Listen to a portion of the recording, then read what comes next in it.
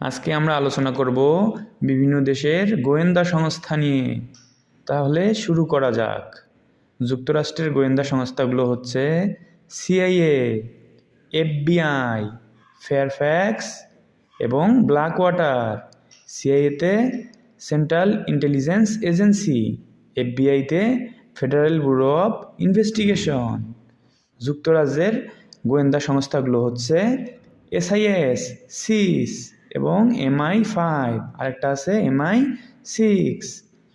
তারপর পাকিস্তানের গোয়েন্দা সংস্থাগুলো হচ্ছে ISI এবং আরেকটা হচ্ছে FIA। ইসরায়েলের গোয়েন্দা সংস্থাগুলো হচ্ছে মোসাদ, আমান, সাভাক, শিনবেট। চীনের গোয়েন্দা সংস্থাগুলো হচ্ছে MSS। ভারতের গোয়েন্দা সংস্থাগুলো হচ্ছে র এবং সিবিআই। রাশিয়ার গোয়েন্দা সংস্থা হচ্ছে FSB, ফেডারেল সিকিউরিটি সার্ভিস। জার্মানির গোয়েন্দা সংস্থা হচ্ছে FIS। ইরানের গোয়েন্দা সংস্থা হচ্ছে ভিভাক এবং ভাজা।